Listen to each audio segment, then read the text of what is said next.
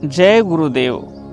जो ध्याना जपा नामावरी, गौसेना कोन्हाशी कोन्हे परी, तो शिव स्वयं शिष्याशी करी, म्हणोनी अधिक गुरु.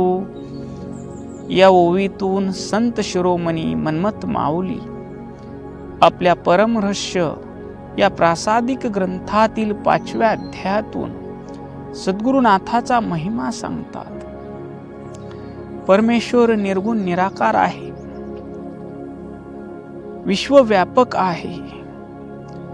जसं दुधामध्ये तूप लपलेलं असतं, दागिन्यामध्ये सोनं लपलेलं असतं, लाटा तरंग फेस बुडबुड्यामध्ये पाणी लपलेलं असतं,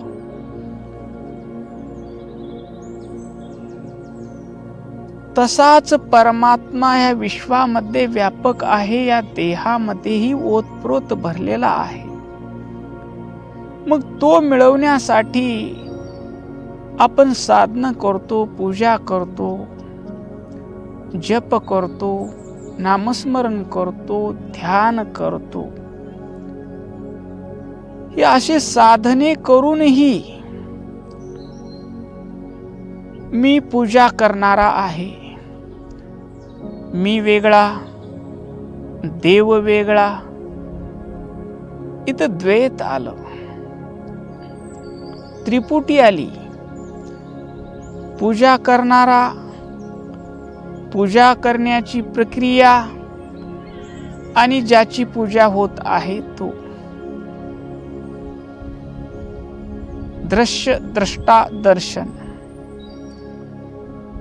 मी जप करतो आहे, मी आणि देव वेगळा, त्याचा मी जप करतो आहे.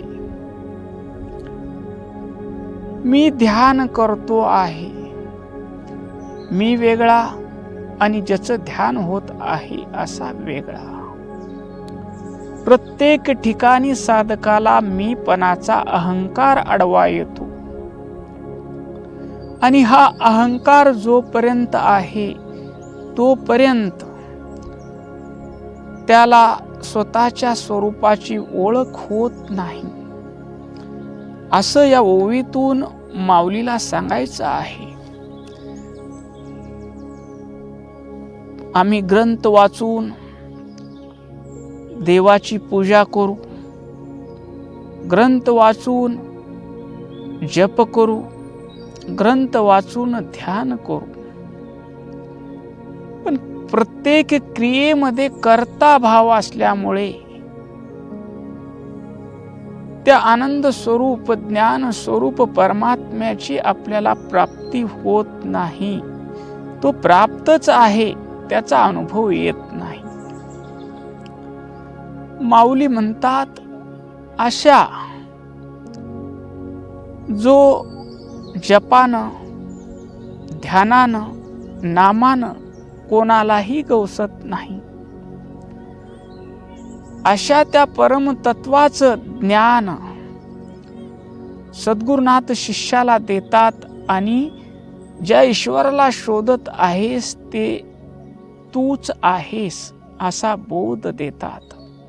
म्हणून माऊली म्हणतात, शिवापेक्षा थोर गुरु आहेत.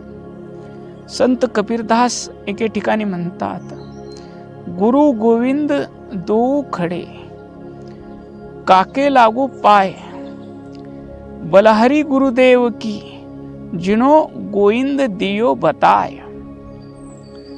सद्गुरुनाथ आणि ईश्वर जर दोघं एका ठिकाणी थांबले तर कोणाच्या पाया पडावं. कबीरदास पुढे आपल्या दोह्यात म्हणतात, मी तर सद्गुरुनाथाच्या पाया पडेन, कारण त्यांनी मला त्या देवाची ओळख करून दिली आहे. तर इथं माऊलीचा सांगण्याचा भावार्थ आहे की तुम्ही कितीही साधन करा, साधिता साधन आयुष्याचे धन चोरी गेले.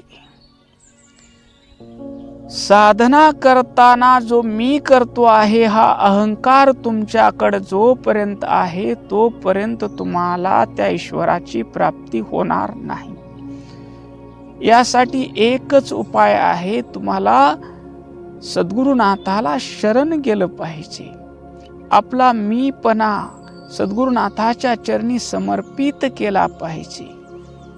मीपणा आम्ही ज्यावेळेस सद्गुरुनाथाच्या चरणी समर्पित करू, त्यावेळेस आमची पाटी कोरी होते आणि त्या कोऱ्या पाटीवर सद्गुरुनाथ लिहितात, ज्या ईश्वराचा तू शोध घेत होतास तो ईश्वर तूच आहेस. तू अज्ञानानं स्वतःला मी देह आहे, मी जन्मणारा आहे, मी मरणारा आहे, मी आजारी आहे, मी सुखी आहे, मी दुःखी आहे, हे देहाचे धर्म मानून तू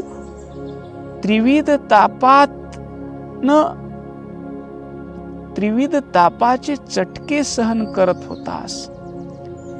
पण तुझा आता माझ्या चरणी समर्पित झाल्यामुळं तुझा अहंकार गेला आहे. तू शुद्ध झाला आहेस. तू शुद्ध स्वरूप आहेस. तू मुक्त आहेस.